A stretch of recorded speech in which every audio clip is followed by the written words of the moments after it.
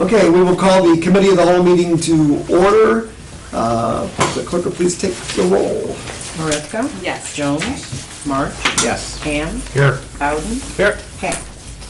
Okay, approve the minutes of the January 22nd, 2018 committee of the whole meeting. You have those minutes in your packets. Are there any additions or corrections? If not, a motion to accept as written. Motion. Second? Second. Motion by trustee Bowden, seconded by trustee Margraf. Bowden? Yes. Margraf? Yes. March? Yes. Ham? Present. And President Cross. Yes. Public comment, none present at the moment, so we'll move on to item 5, discussion regarding section 150.038, the appearance of exterior buildings and building materials. So this goes back to, our current hold, on this ordinance, and we wanted to kind of talk about it, trying to figure out how we're going to proceed with future development. Trustee Jones was very interested in this, and I know he has some thoughts, but he's on vacation at this present time. So I think we could talk a little bit about it, but we'll certainly address it again, at a future meeting too. Anybody's got any thoughts, ideas, concerns? So did we find out what surrounding communities are doing right now? They're basically doing what we're doing, as far as they just have the exterior materials and the non-monotony stuff. Uh-huh. Most of them are not doing the architectural shingles and things like that. They're kind of leaving that up to the... Are they doing like specific colors or anything? No, they don't do specific colors either. You get some homeowner associations that will do that, Okay. especially while the developer has control of the homeowner association. And then they want to work off those covenants, and until they're 80% built out and have to establish a full homeowner association, they pretty much control what's going on there. I did find what Mike was talking about. Finally, it was Westgate Manor Phase 2 that had, and then this was part of their initial building thing before they hit the 80% in there. And it meant all the things that Mike was talking about were in here. Mm-hmm. Okay. And that was attached to the plat. And that was attached to the plat, right. And that's kind of what went through P&Z when we platted those Westgate 2 and 3, I believe. Uh-huh.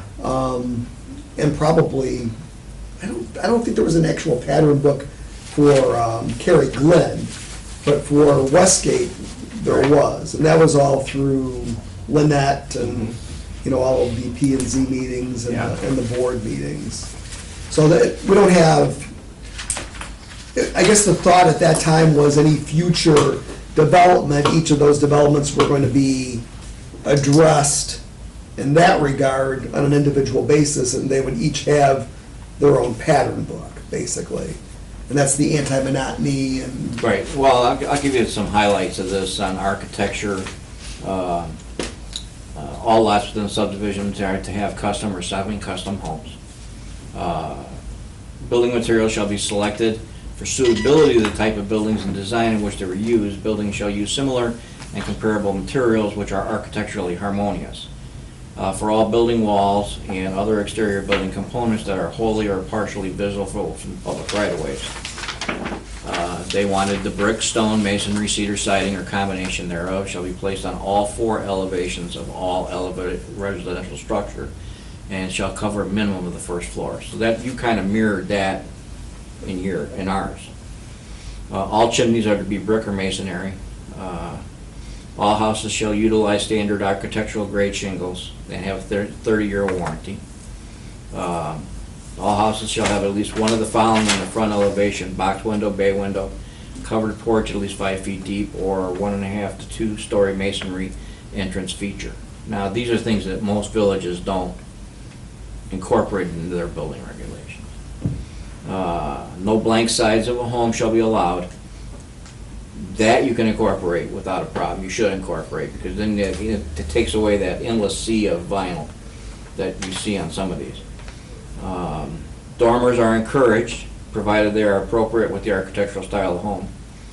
All houses shall have a minimum of a 2-car garage, which you could also do. All side-load garages shall contain at least one window facing the primary street frontage. You know, side loads are usually on corner lots. lots. Yeah. Use of front porches is encouraged. Porches should be a minimum of 5 feet deep. Minimum roof overhang eaves of 12 inches is required to create shadow lines on all roof lines. All roofs shall have a minimum 612 pitch. Sewer plumbing, and this is your codes basically. Sewer plumbing, attic vents should be combined when possible, turtle vents. These items should be color matched to the shingles in place so not be directly visible from the adjacent right-of-way wherever possible. So, again, this is, as you can see it, they called it a pattern book, and they had it attached there. Actually, I found it in the old mayor's things, loose, so. But Westgate 3 would have had something similar to that. Right, probably the same thing. But that's what they waived. They Right. waived not only this, the ordinance, but they waived the anti-monotony And their own Okay. covenant. in Westgate 3, which was So we kinda don't have any counterproductive. anti-monotony? We do ordinance? have, it's in our ordinance. So we do have that? Yes, Right, okay. yes. And does that have about the windows, that you have to have a window on each wall or anything, no blank walls? No, we can add that. I mean, that's something that we could look at. You know.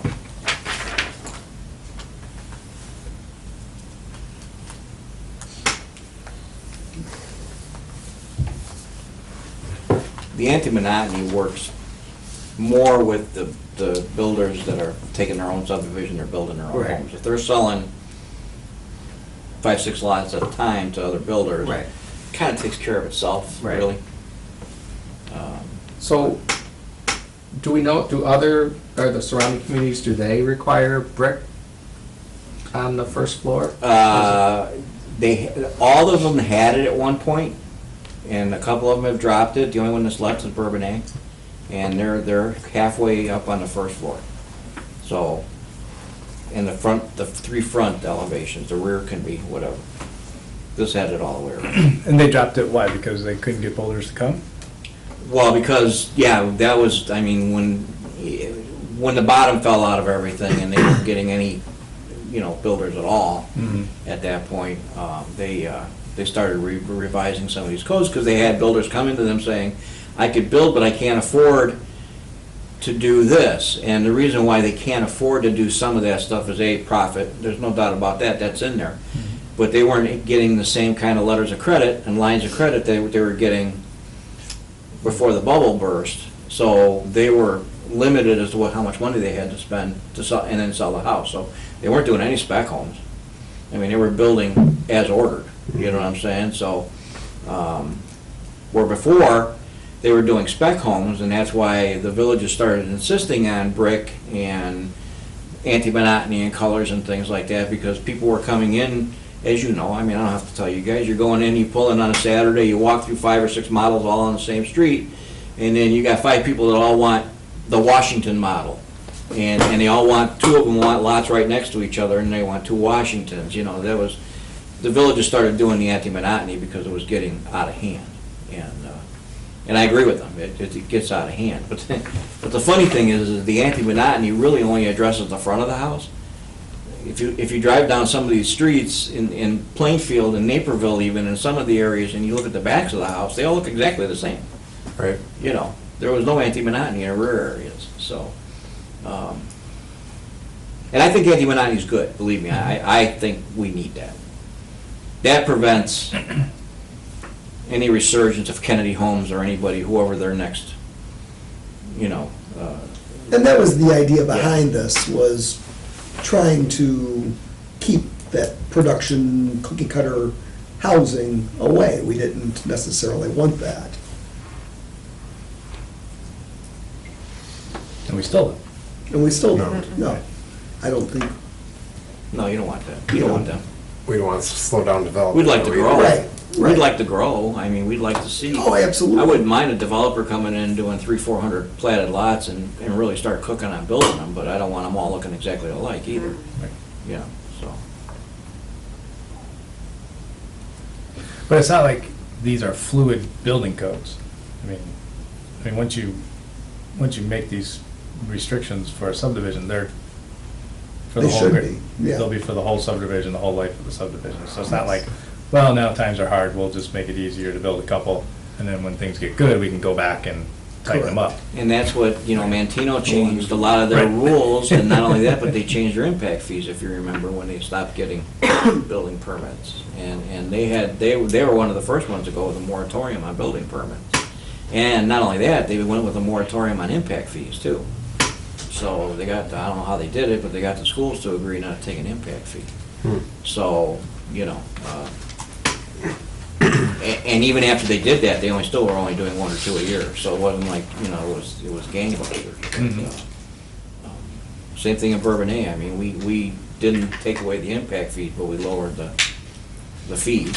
And then, the only thing we really changed was, if we were going back to more siding, we changed the grade of siding to a thicker, more sturdy grade, to end that ripple that you see on some of these Oh, yeah. homes, Yeah, the okay. waving, So, I mean, you kind of do move with the times sometimes, because, you're almost forced to. So,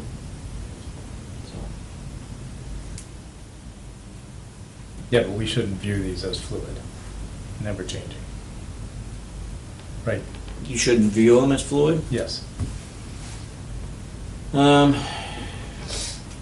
I guess my thought is lighten them up now, and then as we get some excitement, then tighten them back up later. Right, no, I think we need to figure out And stay vision. there. where we want to be, correct, exactly. And would that go for, like, say there's a lot in the center of town and it just makes sense to knock down what's there and start a new home, having those same building exterior type of thing, even though it may not replicate that exact area? as it stands right now, yes. Okay, As the ordinance reads right now, yes. If something on, right behind us here burns, right, they rebuild it, they have to rebuild it to the standard, okay. more than 50%. So you'd have a first floor brick. I thought it was only on. No, it was only on houses that after platted lots, after a platted day. after, Oh, that's right. subdivisions That's right. platted They after a make it certain after a date, certain yeah. Yeah. Yeah. So that's why it only affected Westgate 2, 3. Yeah. It'd be Carrie impossible to Glen. rebuild somebody's house. Correct. Oh, no, for sure.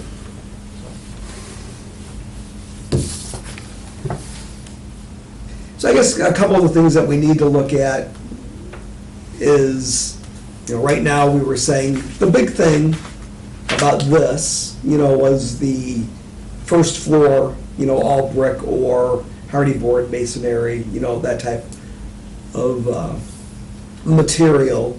I think the anti-monotony that's in here, that's why I was trying to go back and look at it. I've read this so many times. So, construction requirements for single-family detached residences. In connection with, and this was after, for all lots or parcels of lands existing as of December 26, 2006, which are not able to be subdivided under their current zoning, shall likewise be exempt from all land annexed to the village after March the 1st, 2005, must comply with the provisions of this section.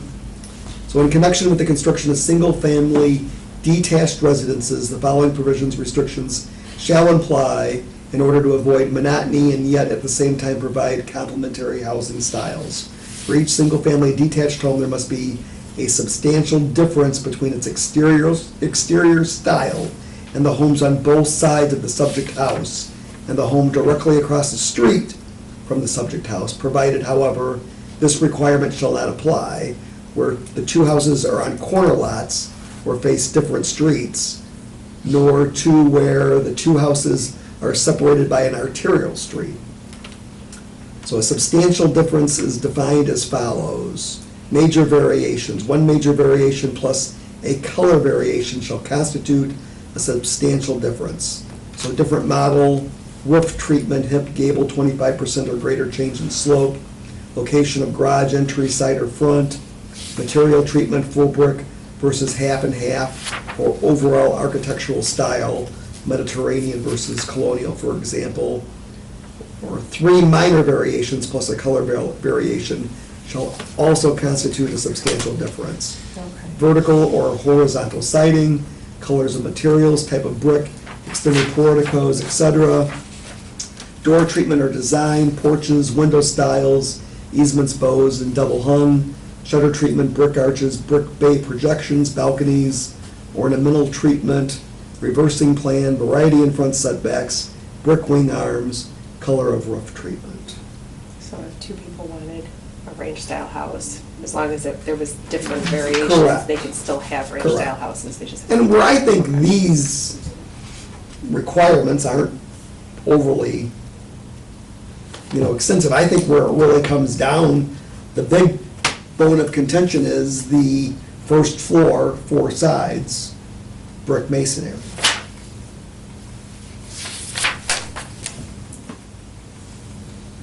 Well, isn't it brick, masonry, cedar? Cedar and hardy hardy board, yeah. Yeah.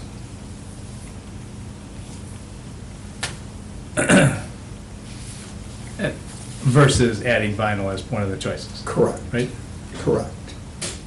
I wouldn't do an all vinyl face. No, Although, they get a little creative with it now more than they ever did, but I Mhm. wouldn't do an all vinyl face. Facing the street. Yeah. I think if you're gonna have brick, that's probably where you want it the most.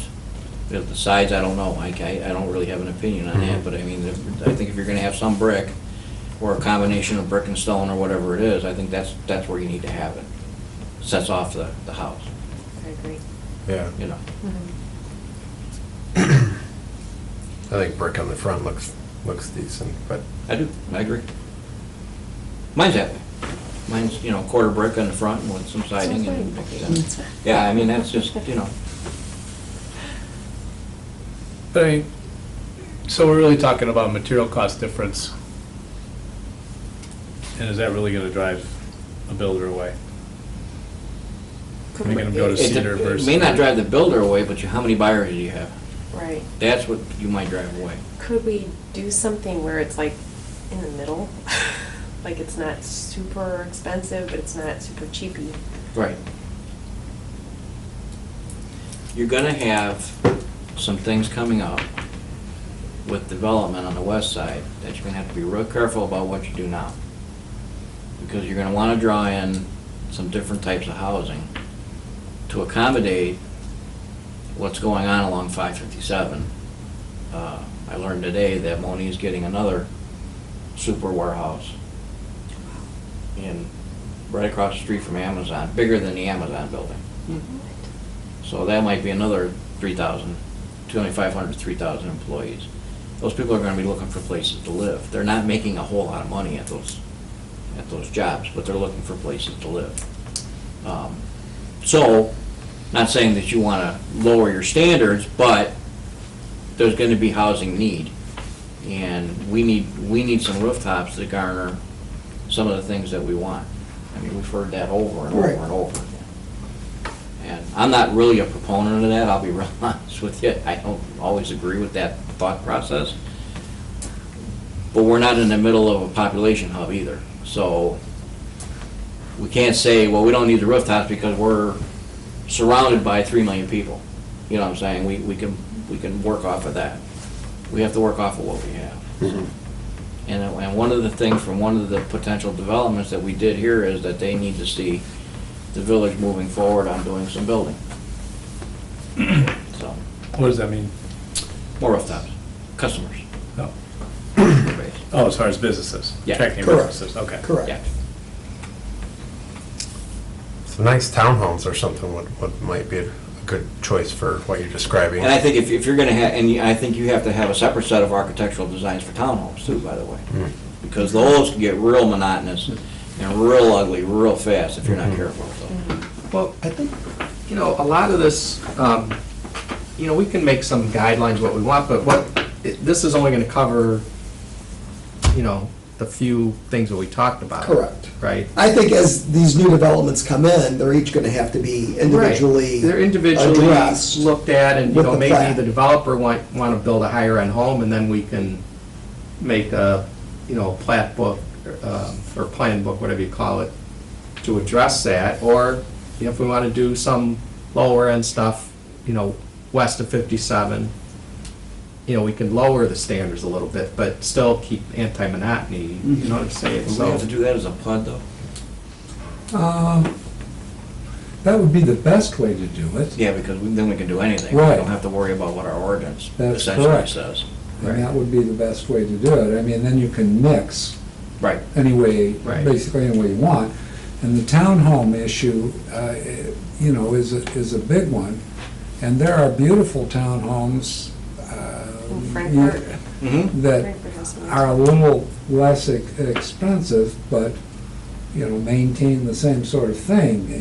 All brick, brick and stone, and look real good. They're still, somewhat cheaper than, the single Right. family. And, but you're right, you have to control those. You can't just let them It's weird, but- build a big square, big squares, but We have it a lot of in, nice places where they've done a mixture in a PUD, which is good. It's PUD. Planned unit development, where you essentially can mix, match. There can be commercial in there of Right. certain kinds. And, you don't have to go through all kinds of special zoning. You create a planned unit development zoning, Right. Is Frankfurt Square like that, kind of. a little bit? Have you seen Kind Laurel? of. They're actually the worst case of a PUD because of the way they just ran roughshod over that area and built substandard housing in some areas. You know. Has anybody, have you seen Orland at 143rd and LaGrange Road? Not lately. I mean, that's a Perfect example. big, it's a big PUD. They've even got a high-rise in there. Yeah. It's mixed in with, everything. It looks very nice. It's almost like urban, living downtown. They created that. South Shore type of thing. Yeah, Yeah. they created that kind of thing where, there's restaurants there, there's stores there, there's, and they're attracting a lot of younger millennial types, I guess you call them. I don't know, some of the younger Younger ones. types, anyway. Yeah, Younger because- executives, anyway. Yeah, because they've got the workout rooms in there, and the Starbucks is right in the building, this and that, all that kind of stuff. But that's a good example of PUD. There's a number of examples around for them. The PUD gives the development company flexibility to say, they can come in and they can sit down with us and dream the dream. You know what I'm saying? They can say, okay, over here I want townhomes, and this is gonna circle around, there's gonna be parks, and there's gonna be this, and then over here I want Outlot with the higher end single families, commercial. these are gonna be in the 400,000 or 500,000 range, and over here is gonna be, we want the middle or, single families and Right. townhome type thing. So they can kind of sit down and dream the dream with us, and it affords them the opportunity to do those things. My only question is that we do have the ordinance. Can the PUD supersede the ordinance? Yeah, we Okay. can, I didn't know that. Okay. well, we may have to rewrite the PUD ordinance. I mean, Right. put a PUD ordinance in there and then allow it to be used. Right. and Sure, we can do that. So that might solve our problem, Pete. Well, that's what I say. I mean, I don't know if we have to get, it'd be nice to have some guidelines in our ordinance already, but like you said, I think it can be fluid, depending on what comes down the road, because, we don't know what's gonna happen, and so, I don't know if it's nice to have some guidelines, but, when a big development comes in, I think we'd be able to, figure out what needs to be done at that point too. Yeah, if it's gonna be an annexation, if it's gonna Right. be an annexation out there, we can whatever control we it want, all with the yeah. annexation agreement We can too. do it Right. there, too. Okay. So, I mean, I guess we gotta really concentrate on what we're gonna do with these few remaining lots that, Yeah. Because everything else is already platted and Right. And done. So, Or brand, or not existing yet. Is there any land that's in the village right now? No, I mean, we Available have for- talked to, you know, it's kind of the if this happens, that'll happen type of thing. Right. So there's no set plan though. But we would have to annex that land, right? Yes, And then we would be able to write our own zoning for that area. yes. Right. At Okay. the time of It would the go with the annexation. land, Okay. the annexation, yeah. Yeah. What we would basically do is the annexation would include PUD zoning. Good. And that would lock it in, you know, so. And not that you couldn't change it later on, Mhm. or some future board couldn't change it if whatever was supposed to happen didn't happen, you know. So, I mean, concerning, you know, those rest of those lots in Cary and a couple lots in where's it said, in Hummingbird or something, there's some lots. Yeah. I mean, in my mind, we kind of, the horse is already out of the barn on that one, you know, and I don't think we can go back and say, oh, no, that we do want brick on all those, you know. I mean, I think we'd be shooting ourselves in the foot. So I think we can, in my mind, I think maybe we can go with, you know, siding, yeah, let's make it a nicer grade siding. And then, you know, down the road, if a development comes in that we want to, you know, for some reason want to have all brick, we can control it, like I said, with annexation agreement or something, so. But this will just clean up what we've got already planned. Yeah, right, it's only a few lots that we have to worry about, so.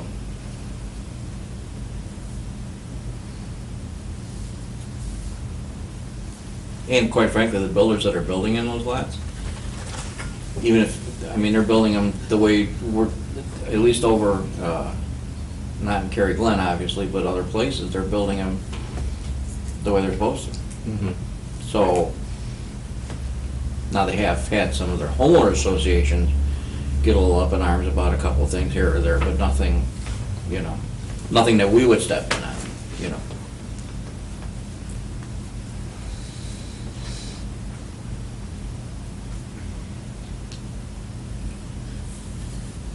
Yeah, so like I said, I'd be in favor of, for, you know, what we have now, just putting in that you can have siding on, you know, not on the front, but on the sides. The three with- sides. Yeah, you can, if there is such a thing as a nicer grade siding, It's a higher density, is Yeah. basically what it is. and however you write it. It's a And 0.40. I'd also like to see the no blank walls, I don't know if that's in there or not, but I'd like to see that. Yeah, I don't see that in this as it's It's just like a written. big, long, Right. nothing. Yeah, it's that long run on nothing. Right. Yeah. Especially if you have a two. But I think we can house. incorporate that in there. Yeah, that is very, I think that's not a cost item, a heavy cost item either. Right, right. Just put a couple windows in Yeah. it, minimum of one window, bigger than a certain, like it can't be like a little Right. tiny square. Right. Yeah. Can't be a vent. Right. And that would take care of these few lots that Right. we have left, and then when something else comes in, you know, move Deal forward. with it at that level. Yeah. Is that full brick in the front, or just the first story, just a wainscot? It would be the first, it would be the first floor, yeah. Yeah, yeah. And I would say do the brick, the same materials that we were talking about previously. Mhm. Yeah.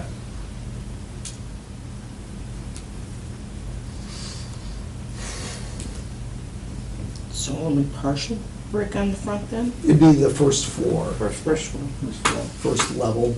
So if it's Which is what we two level, have. it'd be- It's two levels, then would you make the second level, it would be okay for them to have siding then? Yeah, and it is now. Okay, There are some now, the good side. yeah.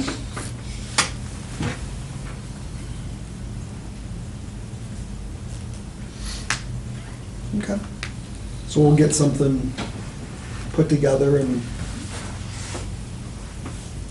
bring it back maybe at the next meeting to talk about and then. Making notes. Go for that. Follow up. Okay. Yeah, we'll talk on it. All right. I want to talk to Tom too, find out what that grade of siding is for sure. I think it's .42 what I have, I can't remember exactly. And again, just because I'm a slow learner, No, you're good. the changes we would make would only apply to those very few lots that we're talking about, right? Because everything else has already been platted. Correct. Well, everything, the only thing that we waived were basically the Cary Glen, that we've held. Because Whatever. Westgate 3 was after this date. And we gave them a moratorium. And they've already been given. They're on. In 2013, they Right. were given by the board, they waived this. Okay. Basically. So they don't have to meet with this, they don't have to comply with this? Not on the remainder of their lots. Correct. Okay, If they went someplace else and bought and wanted to do another 30 lots, they'd have to conform to that. okay.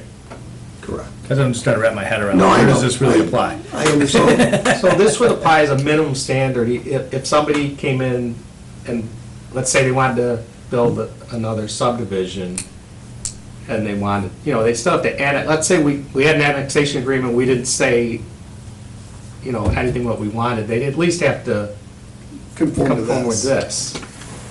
But what I'm kind of saying is that, usually as those come in, the planning commission has a big discussion on, what, how this is gonna happen, and then they come up with, guidelines we've been talking about. But this would be at least the minimum.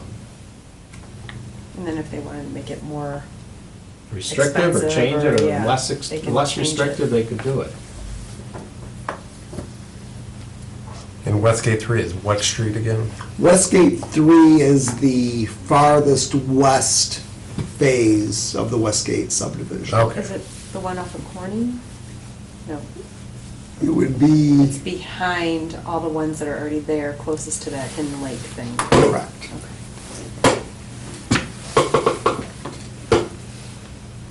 Still field.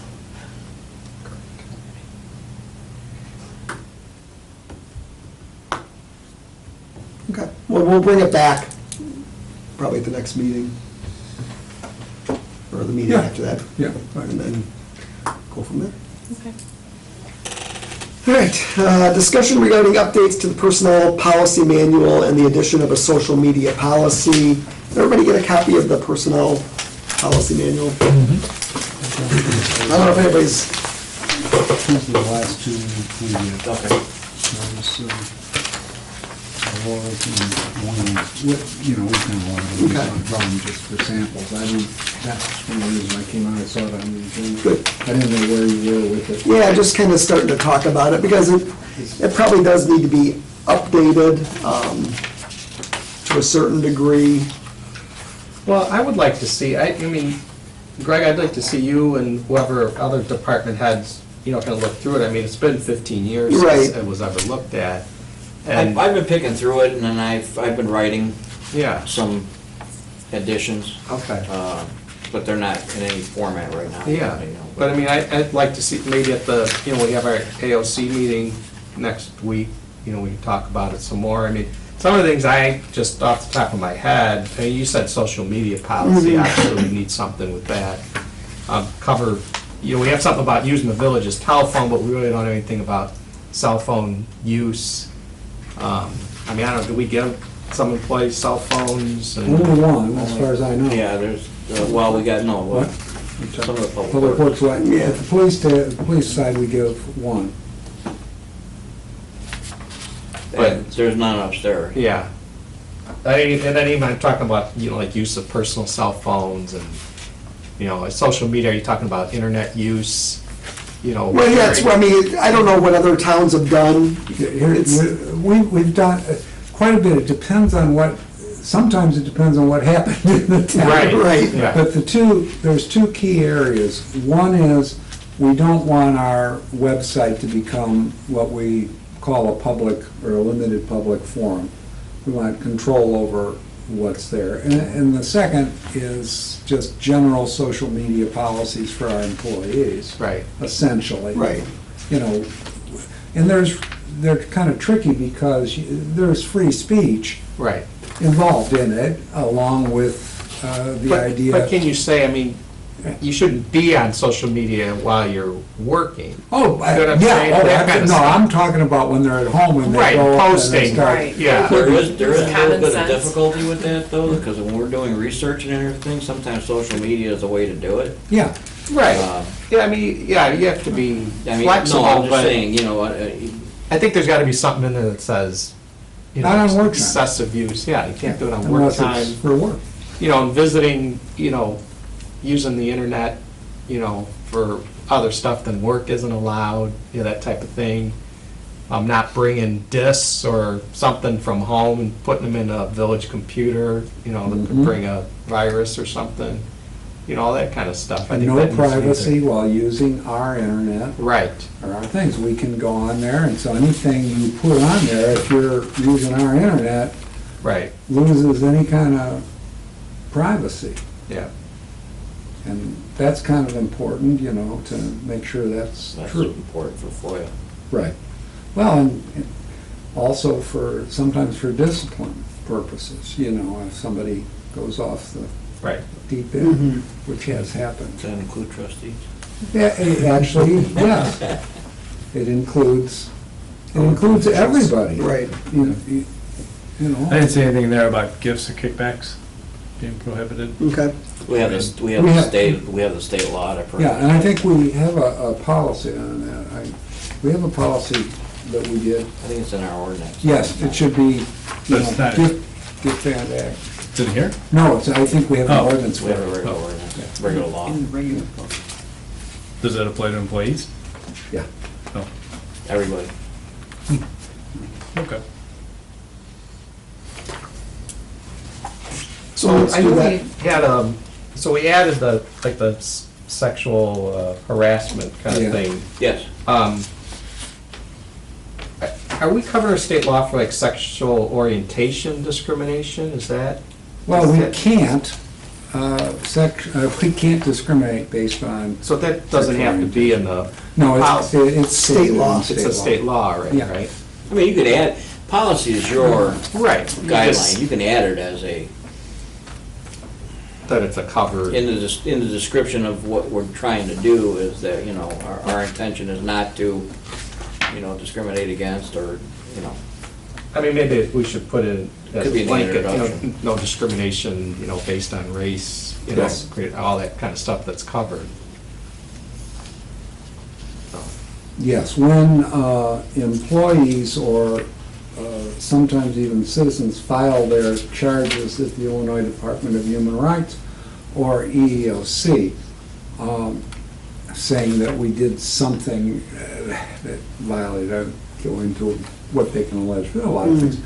One of the very first things that they do when they send out the questionnaires that we have to answer and the information is they'll ask for our non-discrimination policies, our grievance procedure, how we handle it, and then they'll ask the question whether the person followed the procedure that we had or just came running to them and didn't.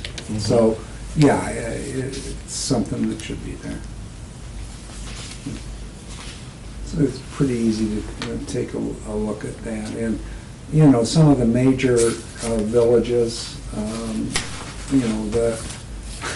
sometimes I think their handbooks, I've written them, I always go over them, I just finished one not too long ago, and it goes to the point of almost everything, Right. which I don't believe is needed, gets into military leaves and this and that and whatever.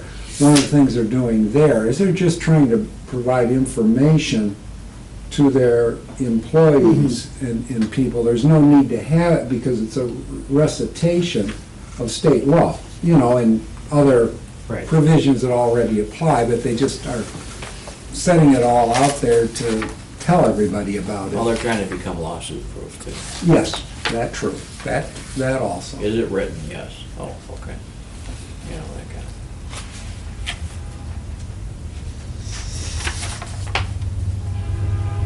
of. Anybody else have anything? Our risk management company will give us some examples. Yeah. Right. Yeah, and I believe one of the key things is to make sure that those things that are established by policy are what you want and are there.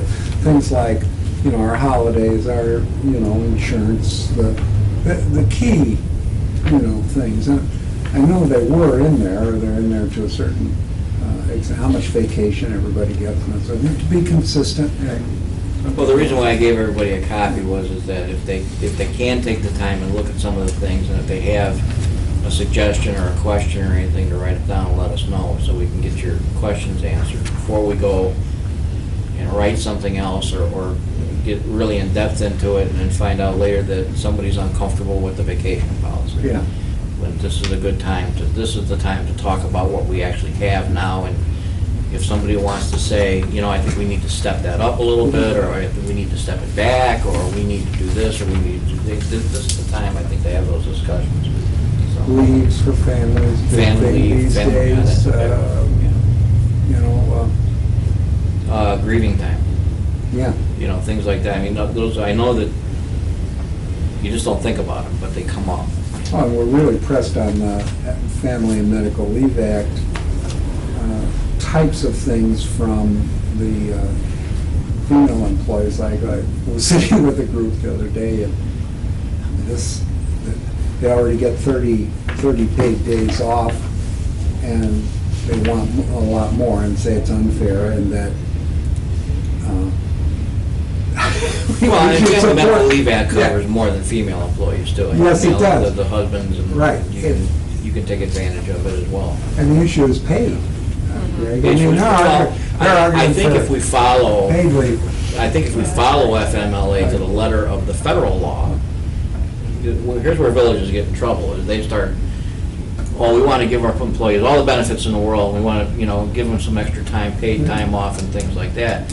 And then they get involved in that, and they figure out down the road the expense of that, okay? Right.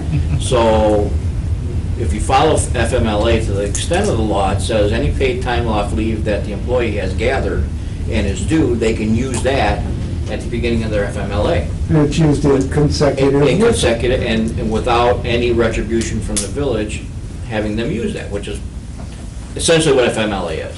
Right. It's a 12-week period that they get to be off for whatever their medical leave problem. It could be their mom's medical leave problem. I mean, there's a wide gambit of things that they can be off for.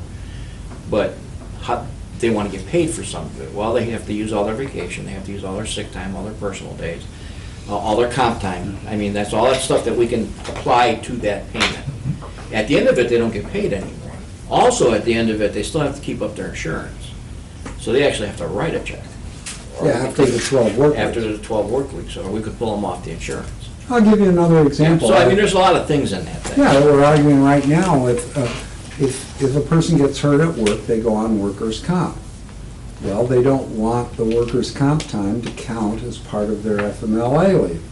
It does, if we say that it does, and I'm sure we do, because our policy We is should. right along with the law. Their argument is, well, look, I get hurt at work, and I get 66 2/3 of my pay while I'm off work, and that constitutes my FMLA leave.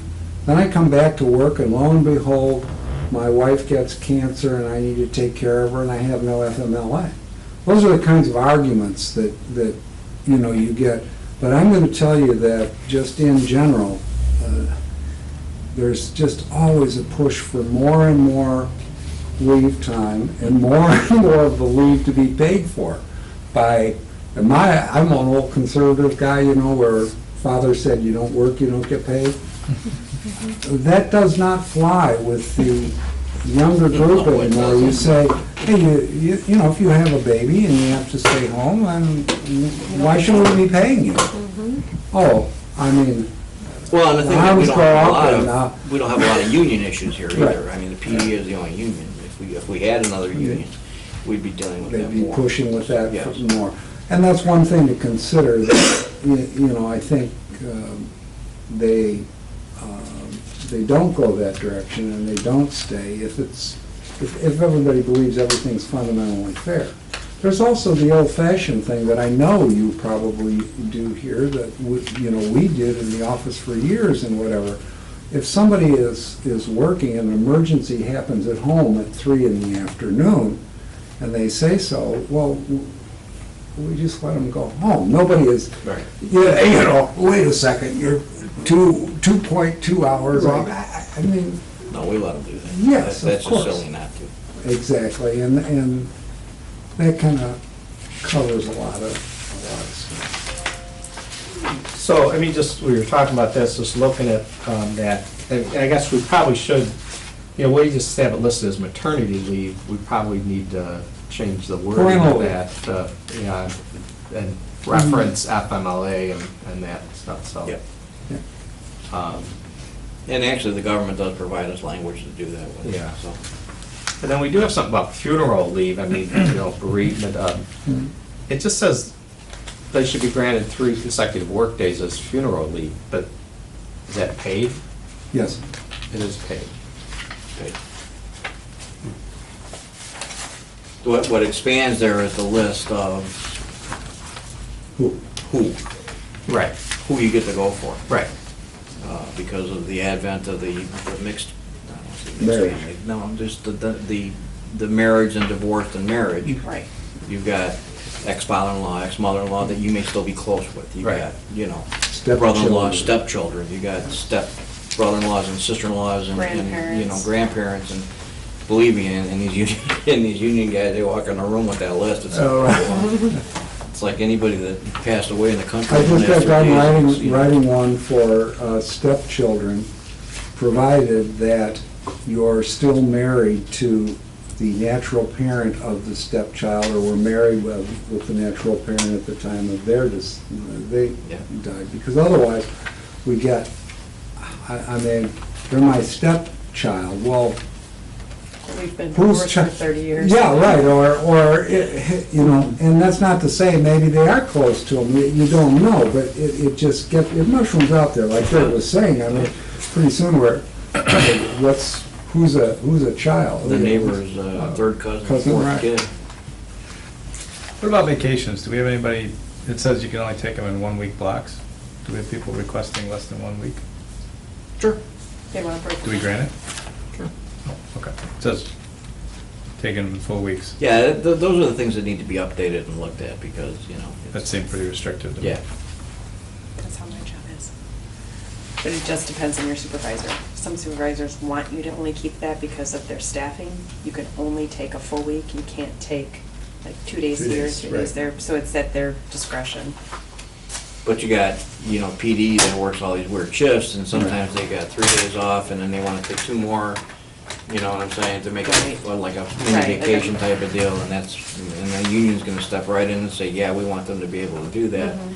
And then we have that fight, so, which is fine, but I mean, that's reality. That's what actually Yeah, and happens. around holiday weekends and things like that, sometimes. People, it's and I not- like to do that. Yeah, well, I'm not gonna sure. lie, I like to do that too. Well, everybody does. The question then, it becomes exactly what you're saying. It's a staffing issue.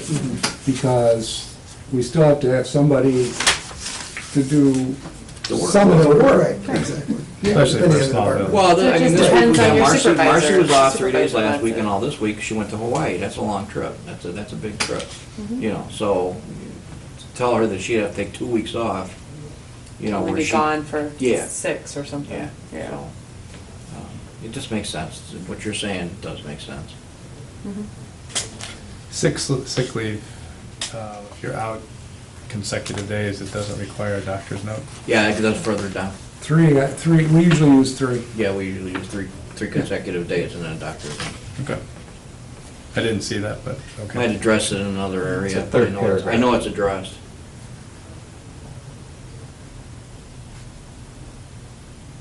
I think it's addressed under general leave, though.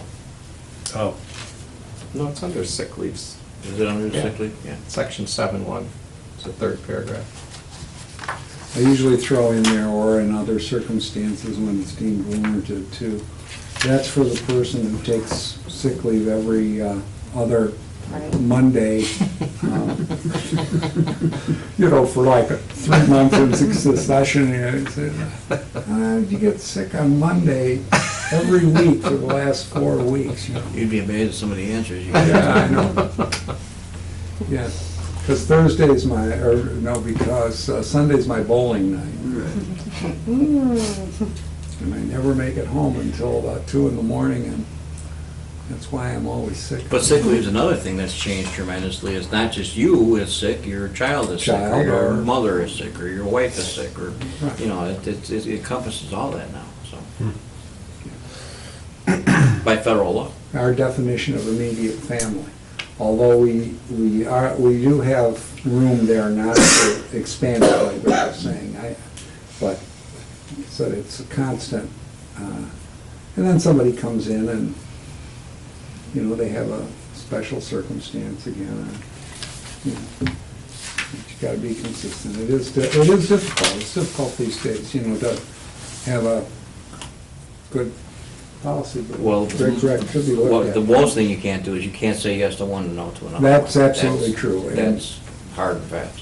Or you can't give a maternity leave to a woman and then refuse to give it to a man. Right. Boy, I've heard arguments about that. How can he get off? His wife had the baby, he didn't have the baby. It's usually the guy's covering for him. Yeah. I'm gonna say, well, in this day and age, you know, they're treated the same, you know, we can't do that. That's right, no discrimination. Well, if you come up with anything else Yeah. that you see, Let me know. get it to Greg, and then we'll work on pulling something together and, We're not reinventing the wheel, we're gonna use some, I pulled some from other towns, I pulled one from Downers Grove, I pulled one from Palos Heights. They're all I've been done with the last 2 years. Yeah, those would both be ours. Yeah, okay. So, I mean, you know, it just, the language is fresh. Some of the things that we just really need to do in here is just freshen the language to bring it up to, you know, today's standards. Especially gender-specific stuff, you know, that we have to, we're able to do back then, but we can't do now. So, and incorporate the social media and stuff. incorporate the social media stuff, which there's a lot of good written Yeah. social media policies out there, so, because everybody's facing the same thing. So. Anything else on that? Lorraine, did you have something that you wanted to talk about? Okay, very good, because it's opportunity, you know, if you want. All right. Anything else, general discussion for the committee of the whole? Attachments like this, is it possible to get the, like a scanned copy as well? So, Yeah, I just made copies so you could write on it if you wanted to make Okay. notes. but if it's gonna be an agenda item, it might be nice just to have it electronically rather than, Well, again, the agenda wasn't done until Thursday, you had that in your box earlier to give you guys time Okay. to look at it. So, yes, I mean, that's fine. Yeah.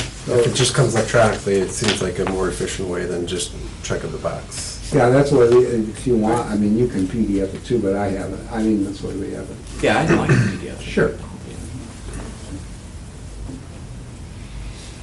Certain things become foilable. Yeah, I could talk about that too. Limit, limit everything as much as you can. Don't trust, but I try. Listen, I had to deal with the FOIA for FOIAs the other day, and. FOIA for FOIA. Yeah, but the thing is, you know, you have your local records commission and I don't know, I was gonna raise this with you guys, if you put in an application, do you have your application for destruction of public records on file? Well, a lot of us didn't put in to that, you're listing all the different kinds of records you have in there, and there's a retention schedule for them. But people didn't put in FOIAs because they didn't think about that. That's something that can be amended, but we've got approval from them that we only have to keep FOIAs for 2 years already. Well, we got approval on it. You have to actually set it. You do it. You determine what you want, and then the state has to approve it, and then when you're gonna do it, you send in what they call a destruction sheet. It's a sheet of paper. You send it in.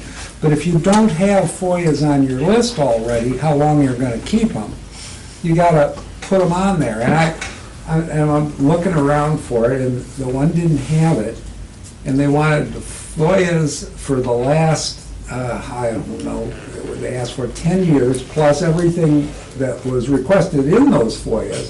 Oh, gosh. And you're, and, you know, then we're sitting in the office, you know, we get stacks of paper like this, and so, oh, you know, let's get this Talk straightened about out. unintended consequences. Yes, That's exactly. That law right there is the unintended consequence of the word. Yeah, when you can FOIAs. Right. I mean, so the thing to do is to destroy, you know, get in there so that you're getting rid of them all after the 2 years. You just get rid of them, and that way then you don't have to be going back at least any more than 2 years. Well, and the other one was the emails. I mean, Yeah, just well, yeah. general conversation, but it's foilable. Well, they have some exceptions for that, for what they call transitory emails now. And they've got those in there, so we can deal a little bit with it. But the problem is when you do a string, Yes, you know, when you're replying, like, Peter, you send me an email, I reply, it's a string. And then you answer back, and you may ask me, hey, oh, by the way, what's going on with the fair? That becomes part of that email string, you know, and Yeah.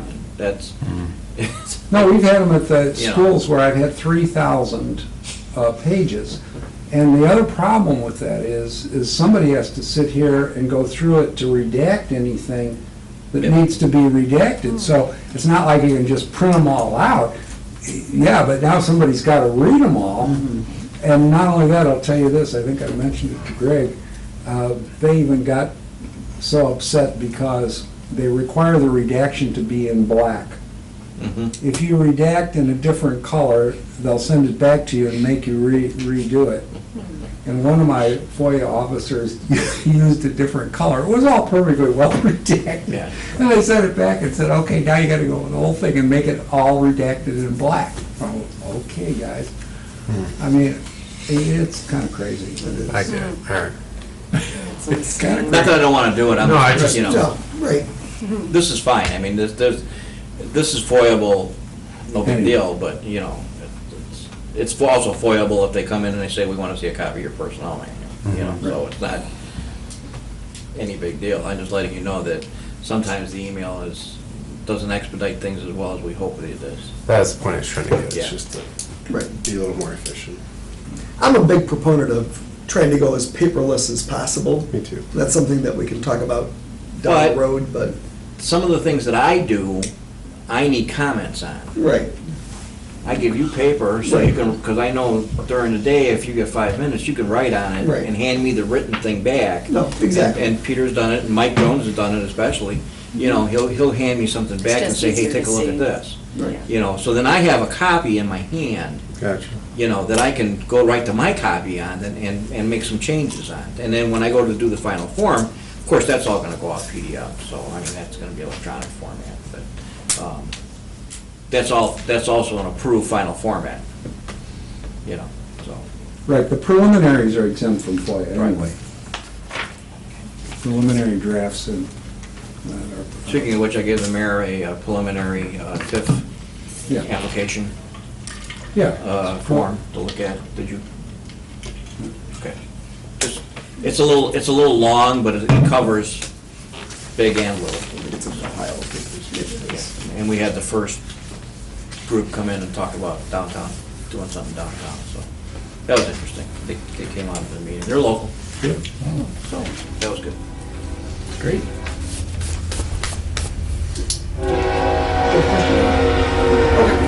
All right, so if nothing else for the committee of the whole, I will entertain a motion to adjourn the committee of the whole. So moved. Second? Me. Motion by trustee March, seconded by trustee Marevka. March. Yes. Marevka. Yes. Yes. Yes. Committee of the whole is adjourned. We will reconvene in about 2 minutes for the regular village board meeting.